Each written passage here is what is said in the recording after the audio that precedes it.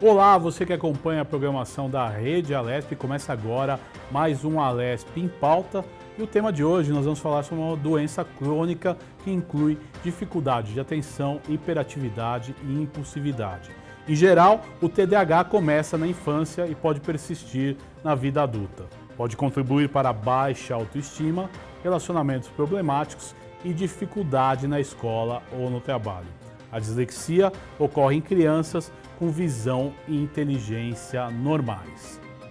Os sintomas incluem fala tardia, aprendizagem lenta de novas palavras e atraso na aprendizagem da leitura.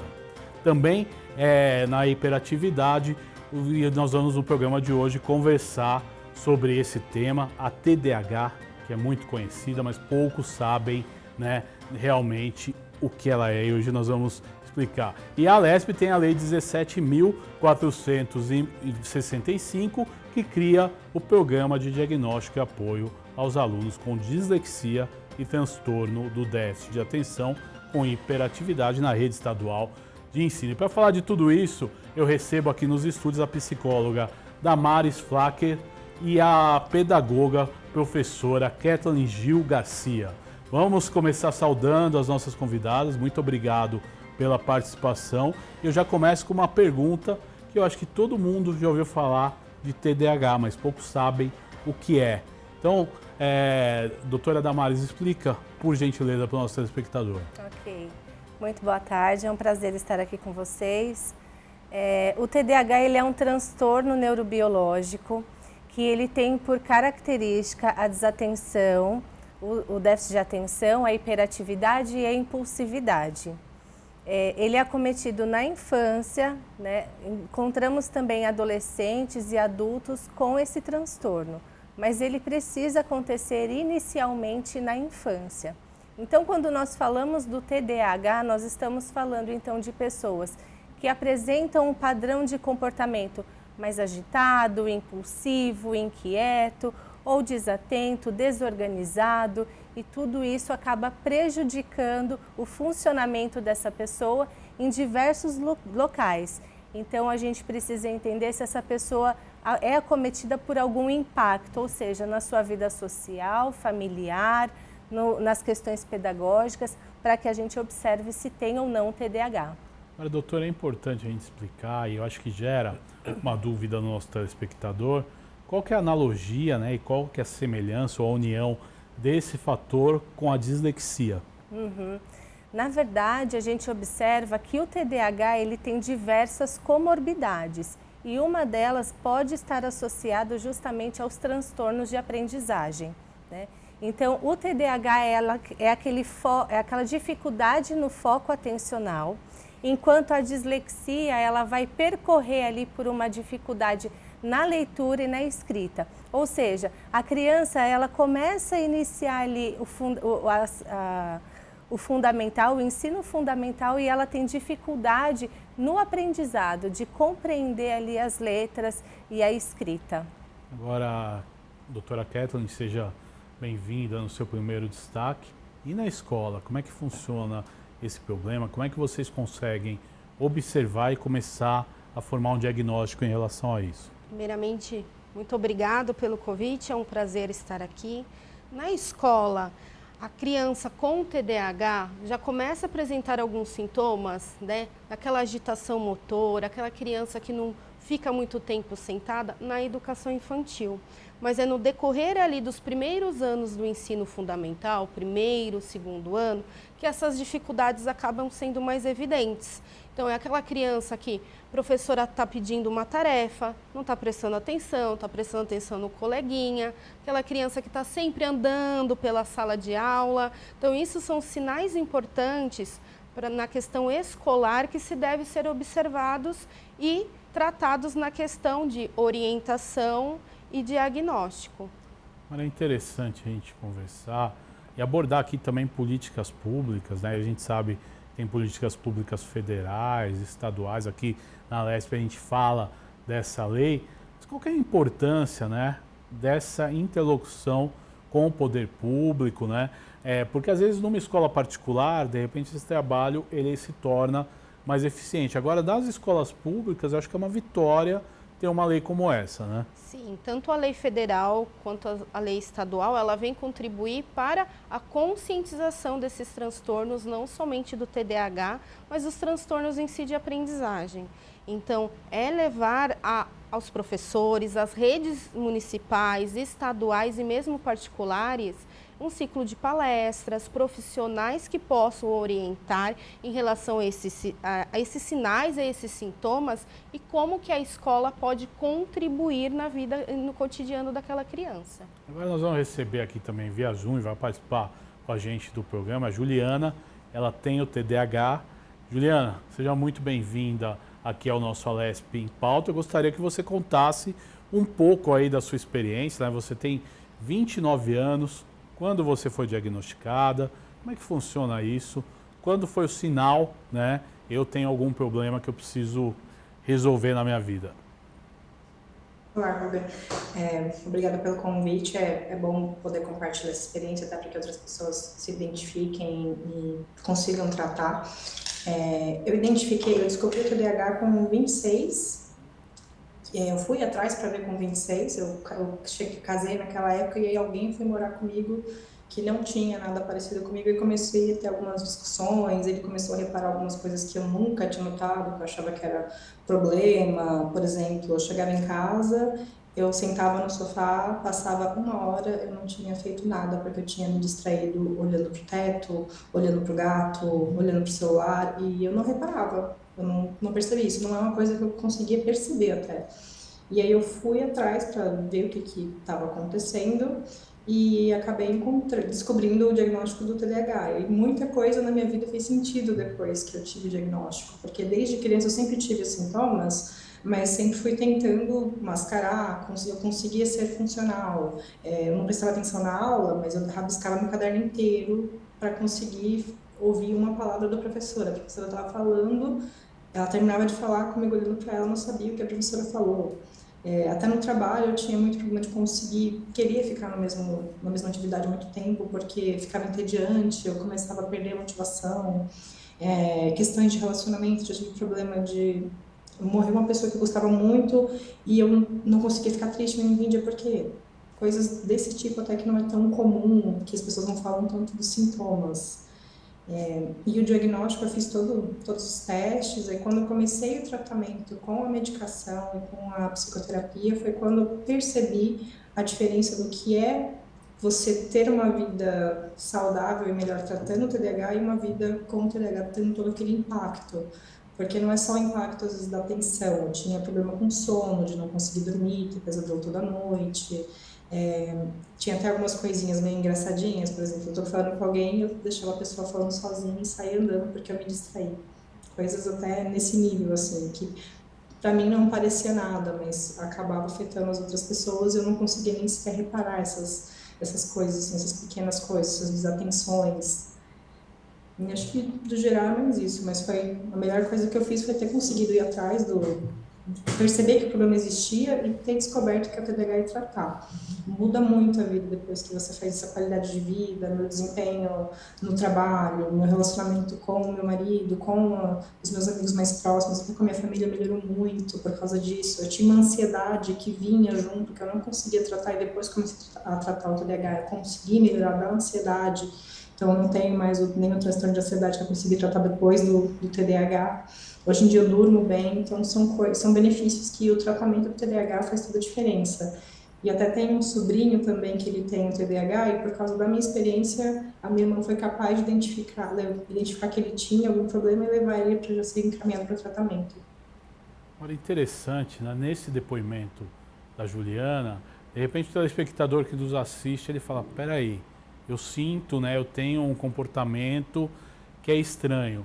Acontece hoje, porque hoje é muito claro que o acompanhamento nas escolas, né, é mais rigoroso, mas ela falou com 26 anos, às vezes com 30, com 40, com 50, a pessoa pode se descobrir com o TDAH, isso pode ser frequente a partir dos dias de hoje, exatamente porque antigamente não tinha muito tratamento e muita conversa sobre isso?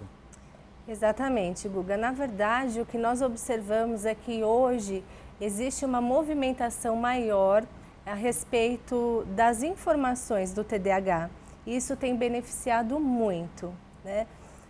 Nós vamos observando, então, as questões comportamentais desde lá da infância, mas numa prevalência, olha que interessante, os meninos, eles têm uma prevalência maior de ter o TDAH, mas quando eles apresentam o TDAH, geralmente é naquele movimento da hiperatividade, impulsividade, enquanto as meninas, elas passam mais por um predominantemente, que nós chamamos desatento.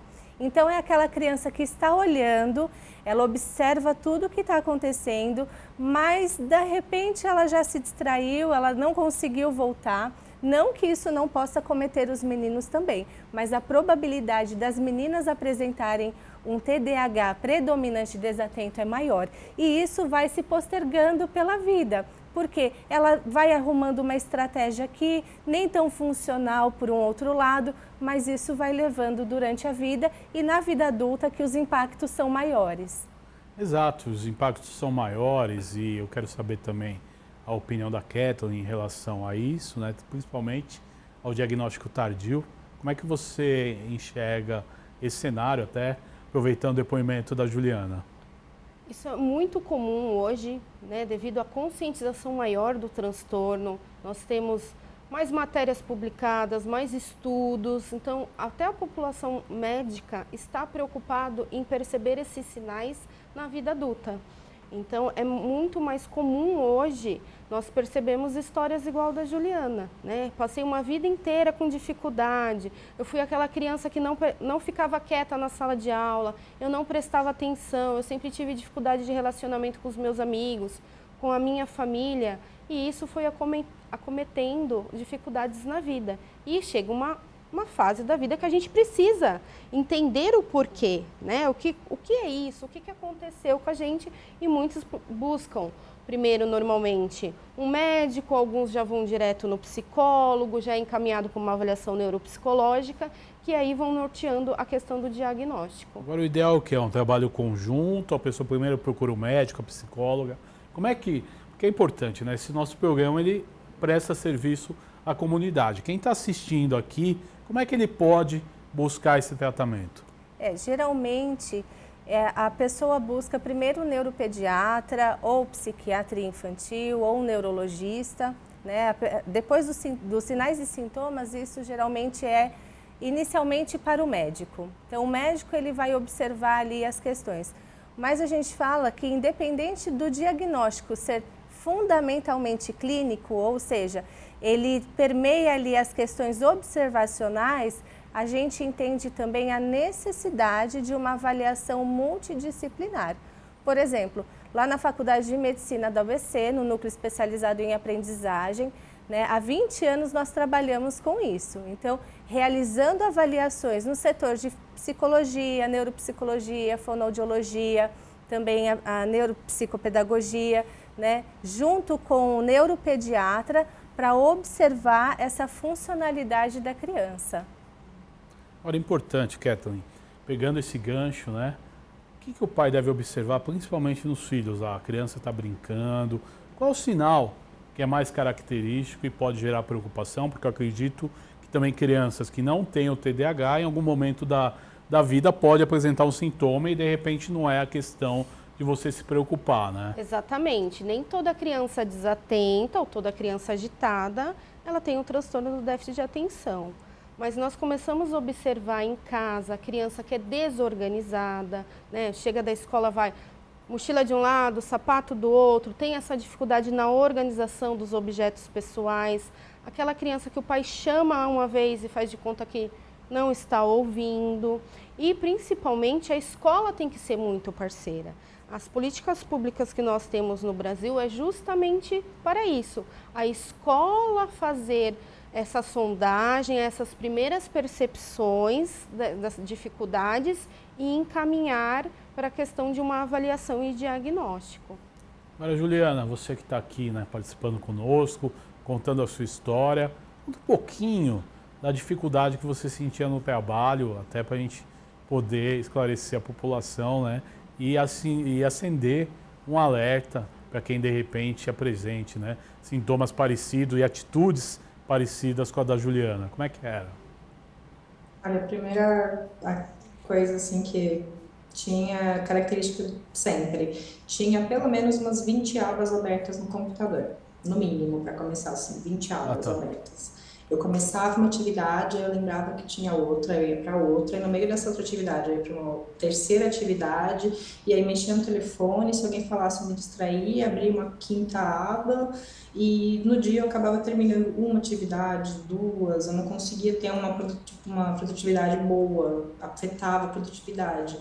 E até uma questão que eu nunca tinha reparado com o TDAH também, a questão da exaustão social, de ter que dar atenção para as pessoas, de prestar atenção para as pessoas, interagir, é uma coisa também que gastava muita energia, e chegava no final do dia, eu estava exausta, parecia que tinha corrido uma maratona, ou feito uma prova da FUVEST no meio do dia, de tão cansada que eu ficava para conseguir dar atenção para as pessoas e fazer as minhas atividades, que geralmente nunca saíam completas no prazo que precisava. Interessante essa questão, né, que a Juliana toca, exatamente disso, de você de repente ter um monte de tarefas e não concluir nenhuma, concluir uma, né? E aí a gente volta, né, para as crianças, né? Como é que a gente começa a observar que o meu filho, opa, ele tem algum problema?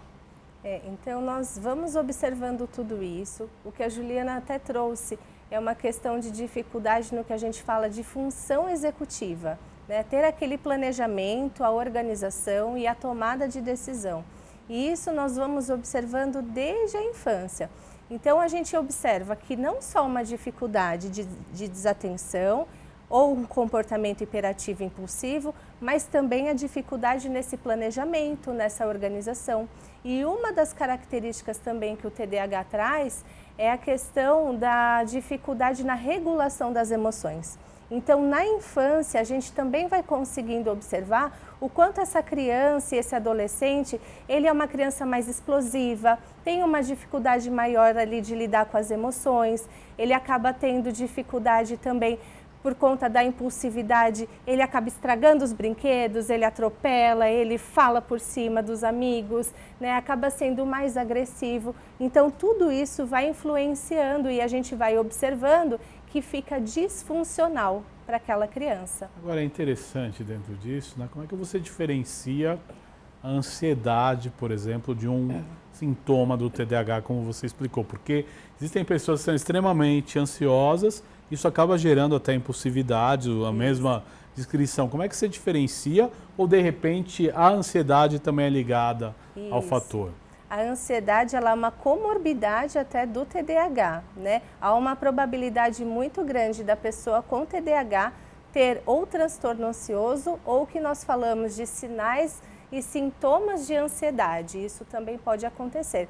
Isso nós precisamos observar dentro de uma avaliação mesmo multidisciplinar para conseguir entender ali quais são as questões cognitivas daquela pessoa, né, daquela criança ou daquele adolescente e começar a observar também o que faz parte do TDAH e o que faz parte da ansiedade. Porque a ansiedade, ela é um medo excessivo, né, aquela dificuldade de relaxar.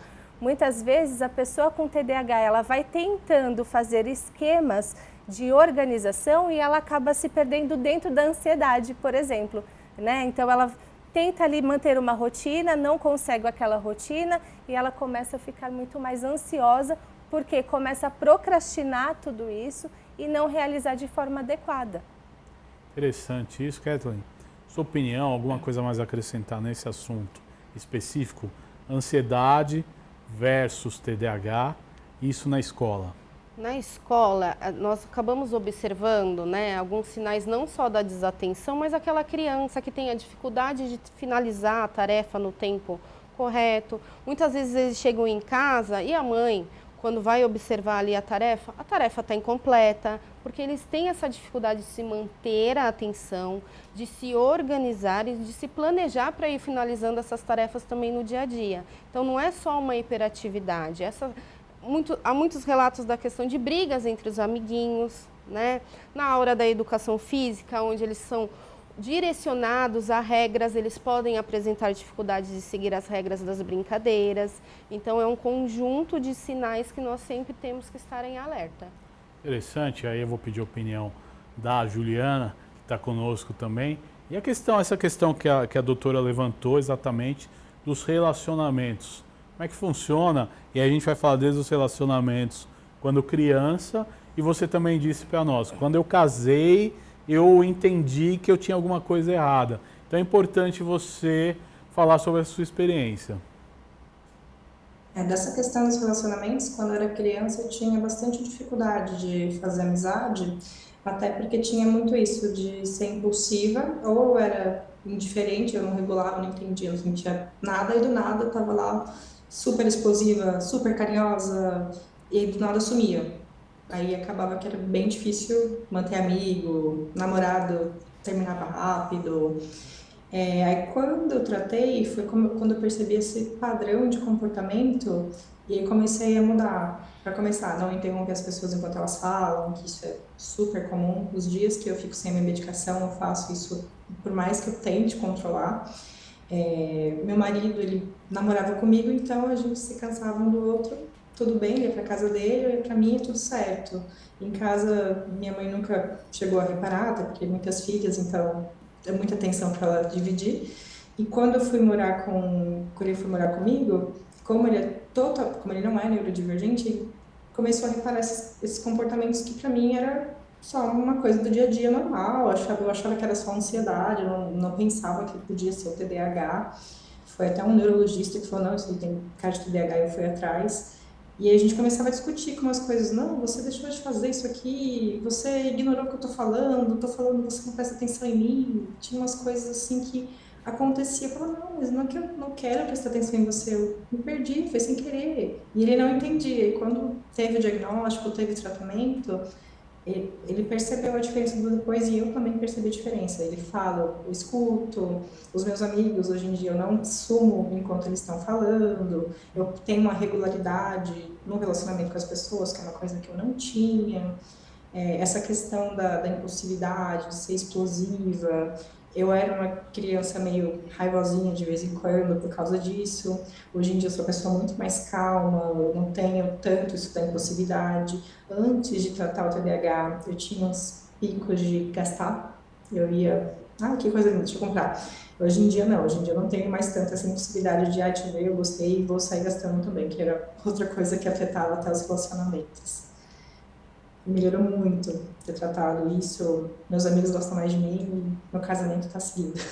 Acho que é legal, né, a experiência dela, até porque ela teve uma melhora na vida dela com o tratamento. Aí eu vou perguntar, né, para a doutora Damares, qual que é o tratamento geralmente específico, como é que funciona? Ele é mais à base de medicamento, mais à base de terapia? A senhora já mencionou que de repente depende, né, da parte que é mais afetada, mas como é que trata o TDAH? Isso.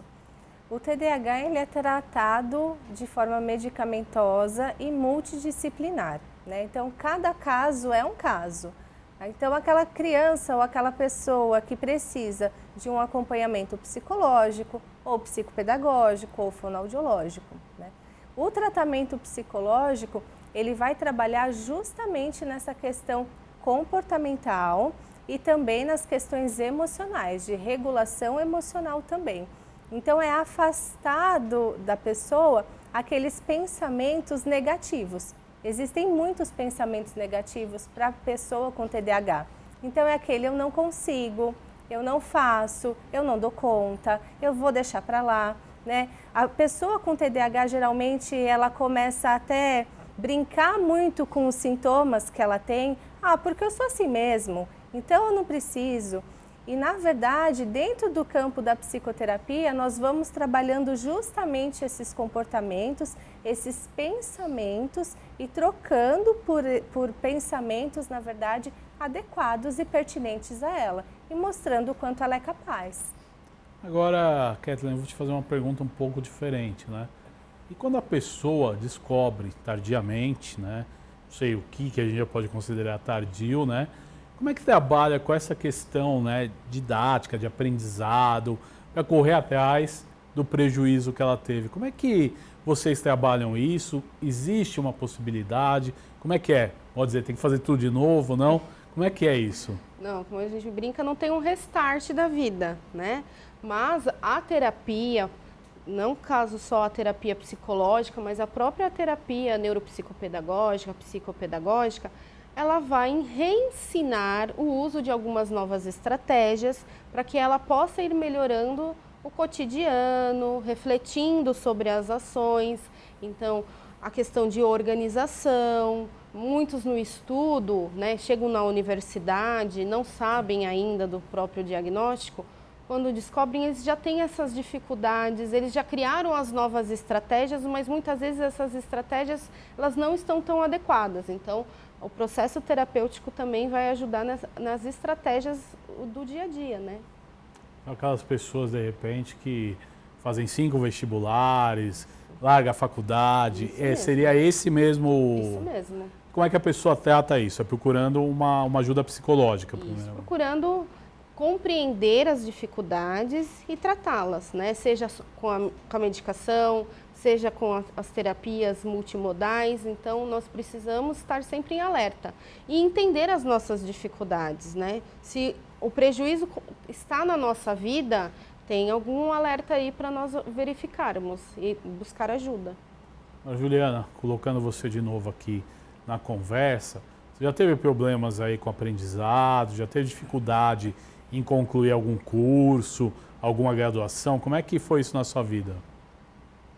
Olha, para isso até que eu tive um pouquinho de sorte de ter um tiquinho mais alto, então eu conseguia terminar, mas sempre foi a muito custo, assim, a aula para mim sempre foi uma tortura desde criança, era insuportável ter que ficar parada, tentando prestar atenção. Até na faculdade eu era a pessoa que chegava na aula atrasada, assinava a lista, assistia um pedacinho de aula, sumia, depois via no dia anterior que tinha prova, estudava meia hora e conseguia tirar uma média ok. Sempre foi difícil, não foi uma coisa muito fácil. Eu tive a sorte de conseguir terminar e eu sempre fiz muito curso também, muita coisa complementar, que eu gostei disso, eu quero aprender isso. Tô fazendo faculdade, aí faz um curso de dança, aí faz um curso de aprender a costurar, curso de desenho, sempre fica nessa coisa de... Eu sempre mudei muito de hobby, pelo menos a parte de estudo padrão de faculdade eu consegui continuar meio que na sequência. Teve até uma coisa engraçada, uma vez, quando eu resolvi fazer uma pós-graduação, ao invés de fazer uma pós-graduação e parar uma, eu comecei a fazer 2 ao mesmo tempo. Porque aí eu tinha a urgência de fazer, era tudo bem em cima da hora, bem pesado, e isso eu conseguia ter um interesse e dava aquele gatilho para conseguir fazer as coisas. Senão, era só fazer o trabalho no dia anterior da entrega. Pegando o gancho nesse depoimento da Juliana, e aí eu te pergunto, ela falou, no caso dela não foi uma grande dificuldade, ela enfrentou e tal. Existem perfis, por exemplo, uma pessoa que tem TDAH, ela pode desenvolver mais problemas no aprendizado, mais problemas no relacionamento, mais problemas na falta de foco, que foco é um assunto importante para a gente conversar também. Existem vários tipos, é isso? É interessante ela falar que no caso dela, né, ela teve um pouquinho de sorte. Porque geralmente é acometido as questões de aprendizagem, né? As questões de aprendizagem elas ficam ali muito em paralelo com essa dificuldade atencional. Porque nós pensamos assim, a que preço essa criança, esse adolescente ou esse adulto está ali em sala de aula, né? De forma muito penosa, maçante, precisa ali de muitas estratégias para conseguir lidar com o aprendizado. Então isso vai impactando mesmo. Né? Então existem ali as pessoas ou as crianças que apresentam mais dificuldade comportamentais, então são aquelas crianças que estão na sala de aula, estão mais agitadas, levantam, sentam, a professora está sempre chamando atenção. Existem aquelas outras que são desatentas, que estão sentadas quietinhas, mas estão ali, sem ali também com o foco atencional, então vai permeando em várias áreas. O que a gente sempre precisa pensar no TDAH é que ele precisa impactar em mais locais. Então precisa ter o impacto na questão escolar ou na questão social, na familiar, em vários locais para que seja também o transtorno de déficit de atenção e hiperatividade. Cara, Kathleen, dentro disso, né, eu falava na introdução da conversa, e o foco, hein? Como manter, a gente percebe que a criança que apresenta TDAH já perde esse foco, são alguns casos, mas a gente vê muitos casos que a pessoa, no sentido, né, tenta várias coisas e acaba não conseguindo nada, ou seja, a falta de foco, né? Sim, é muito comum, apesar de nós termos alguns tipos de atenção, a atenção concentrada é o que nós precisamos mais até na sala de aula, estar ali presente para as atividades. Então, pensando na escola, em estratégias de estudo, nós temos algumas estratégias diferenciadas na questão de tempo reduzido, tarefas menores, para que possa dar conta dessas tarefas, fazer intervalos quando percebem que a criança está mais agitada, que ela possa sair daquele ambiente que esteja causando alguns sinais até mesmo de ansiedade, mas é através do que nós falamos de flexibilizações e adaptações dentro do ambiente escolar que nós podemos fortalecer não só a questão do foco, mas toda a aprendizagem em comum. Interessante essa questão, mas aí eu te pergunto, a pessoa busca isso com a medicação? Não tem jeito, a pessoa tem que se medicar, é isso. A terapia ela funciona como um parceiro no tratamento, mas é medicamentoso sempre ou não?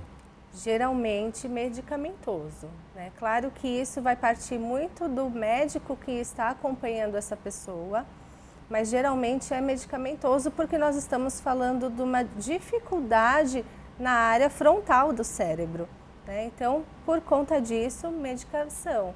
Mas as terapias, elas entram em conjunto para todas essas readaptações e reorganizações mesmo.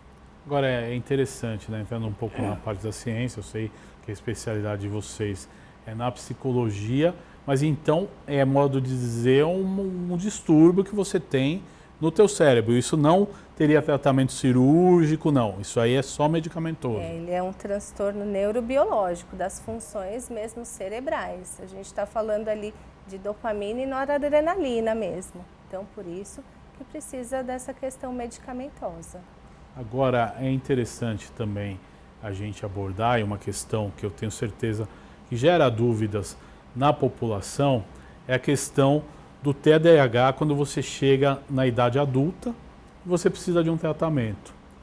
Você vai procurar um médico, aí o médico te fala, você está com ansiedade excessiva, como é que você argumenta com o médico de repente, porque são situações que são difíceis e as pessoas vivem no dia a dia. Exatamente, né? Até porque a fase adulta, ela já vai exigir uma série de responsabilidades, já vai exigir outras funções, e aí a pessoa, ela se percebe, na verdade, com uma sobrecarga de tudo isso. É a dificuldade mesmo ali de organizar desde as tarefas do dia a dia até mesmo outras tarefas do emprego e de todos os outros lugares. Então, o médico, quando a pessoa geralmente ela vai falando dos sinais e sintomas dela, ele já vai trilhando um caminho para entender se há ou não essa questão do TDAH.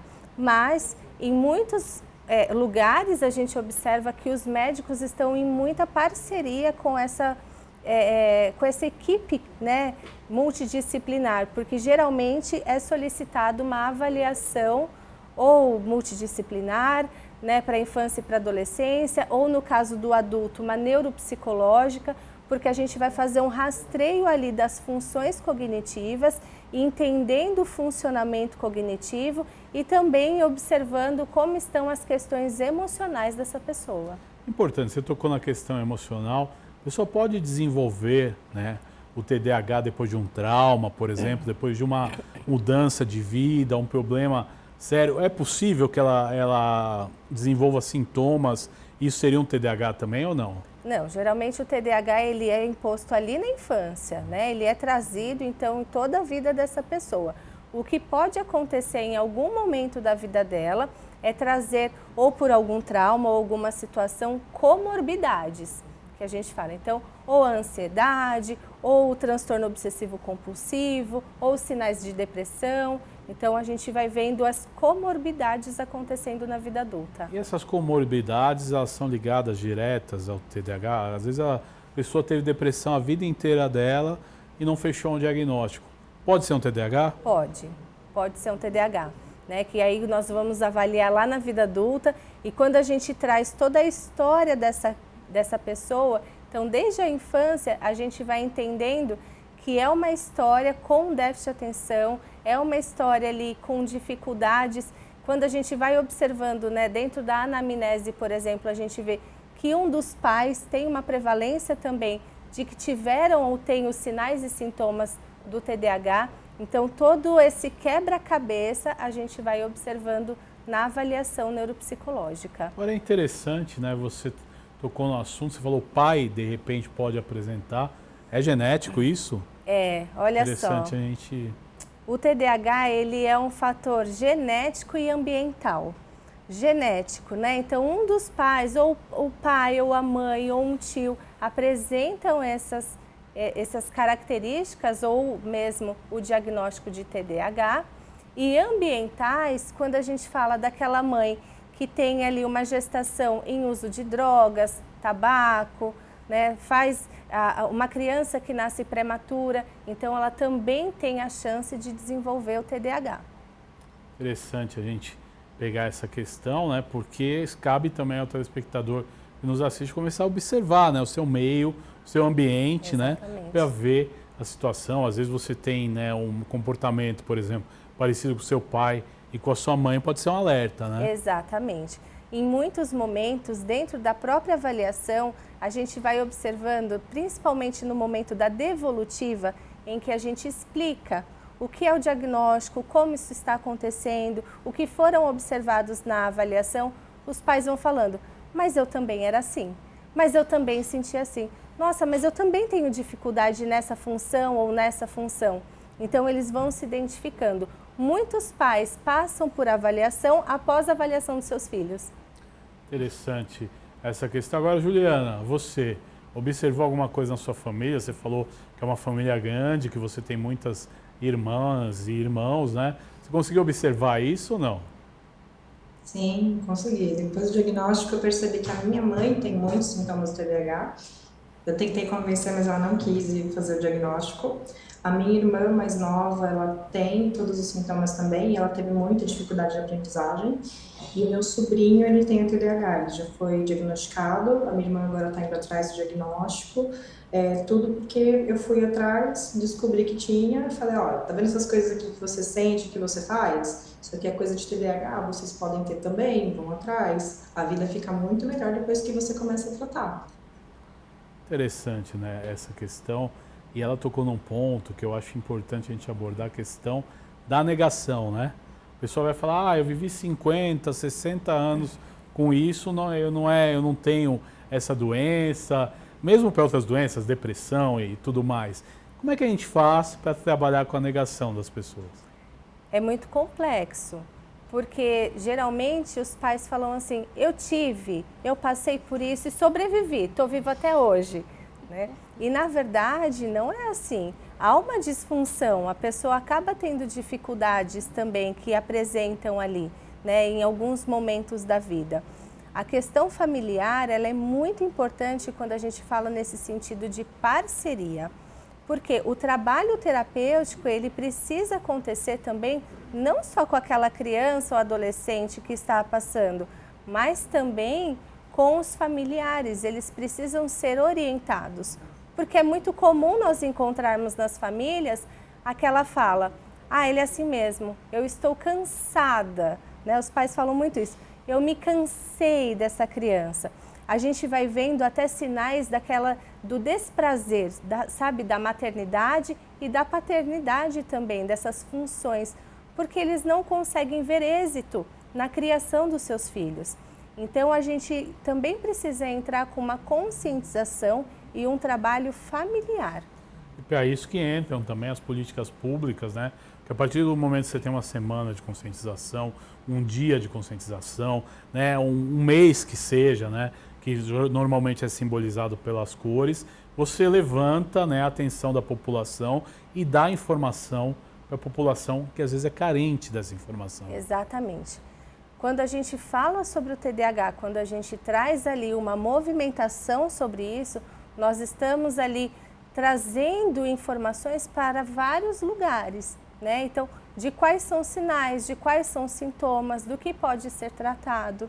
Isso foi muito interessante até na semana passada, em que nós fizemos uma ação, né? Então a Acelera Pharma, junto com o Instituto Maurício de Souza Produções, trouxe ali, né, uma personagem nova para a turma da Mônica, que é a Débora. Nós trouxemos o Gibi. Legal a gente mostrar aí. Isso, né, que é uma personagem que tem o TDAH. Então, de uma forma lúdica, de uma forma ali divertida, as famílias também puderam entrar em contato com essa personagem e entender um pouquinho melhor do que acontece. Exato, e a sensibilidade, o modo de passar informação, às vezes é muito importante também, mas eu chego num outro ponto que eu acho que gera dúvida para o telespectador em geral, é a questão, a pessoa pode, né, na verdade, se adaptar a essa doença e viver, porque ela teve isso desde pequena, então ela chegou, ela conseguiu se organizar de um modo que ela vive, sofrida, provavelmente com alguns sintomas, mas ela consegue tocar a vida, existem esses casos? Ela toca, exatamente. Claro que a gente vai observando que algumas questões pontuais podem prejudicá-lo, mas ele leva uma vida adequada, né? Ele trabalha, ele estuda, né? No trabalho ele vai observando que tem algumas dificuldades, por exemplo, comportamentais, de se concentrar numa reunião, mas ele vai criando estratégias ali para isso. Então, a pessoa que precisa participar de uma reunião, ela entra ali em anotações para conseguir não perder aquele foco. Então, ela vai ali driblando a questão do TDAH com algumas estratégias mesmo. Interessante. Nesse contexto, eu quero que vocês expliquem um pouquinho também do trabalho que vocês desenvolvem na Fundação ABC, uma universidade que trata desse assunto. É importante vocês divulgarem para a população também. É um serviço que é gratuito, né? Isso. Você quer falar? O núcleo especializado em aprendizagem conta com uma equipe multidisciplinar que é composta pela residência da neurologia infantil da Faculdade de Medicina do ABC, com psicólogo, fonoaudiólogo, neuropsicopedagogo e neuropsicólogo, né? Nós fazemos um trabalho de avaliação dos transtornos do neurodesenvolvimento, com enfoque maior até na aprendizagem. Então, nós temos um público-alvo ali de queixas muito grande da questão da desatenção, da dificuldade de leitura, da dificuldade de escrita e também alguns outros tipos de transtornos. E também muitos de nós também fazemos parte de um movimento de dislexia e TDAH GABCD. E o que é esse movimento? É levar a conscientização desses transtornos, né? Através de palestras, semanas de conscientização. Então, nós profissionais vamos nas escolas, nas faculdades, prefeituras, aonde for preciso, levar a conscientização, essas informações, explicar com relação ao que é o TDAH, o que é a dislexia, o que é um transtorno específico da matemática. Então, todos nós acabamos fazendo também esse trabalho de conscientização, não só avaliação. Gente, a gente caminha aí para os momentos finais desse Alesp em Pauta. Eu quero primeiramente agradecer a todas vocês e uma consideração, né? Uma palavra final dentro desse programa. Juliana, muito obrigado pela sua participação. Obrigada pelo convite, foi muito bom poder contar um pouco aqui da minha experiência. Eu espero que isso possa ajudar outras pessoas a se identificarem e ir atrás do tratamento, porque a diferença que fez para mim, eu espero que faça para outras pessoas que também têm. Kathleen, muito obrigado. Eu que agradeço. Eu quero deixar aqui, né, uma frase que é da nossa coordenadora do NEA, e ela também é idealizadora do movimento GABCD-TDAH, da Alessandra Weinstein, que é o que ela coloca: a neurodiversidade mora dentro da nossa casa. Então, se nós formos perceber, sempre temos algum sinal, algum sintoma que nós devemos observar. Que a dinâmica familiar, muitas vezes, ela acaba sendo difícil. E eu até falo isso por ser mãe também de criança com TDAH, e tudo isso que a Damares colocou aqui, da vivência, da questão dos relacionamentos, realmente é muito difícil para a gente como mãe também. Doutora Damares, muito obrigado. E as suas considerações finais? Eu agradeço imensamente e eu falo que todo o trabalho feito com amor e empatia, ele é válido, né? E isso não foge à regra para o paciente com TDAH. Tá certo, muito obrigado. Esse foi mais um Alesp em Pauta. Você segue aí com o noticiário do maior parlamento da América Latina, Assembleia Legislativa de São Paulo, e a gente se encontra no próximo Alesp em Pauta. Tchau, tchau.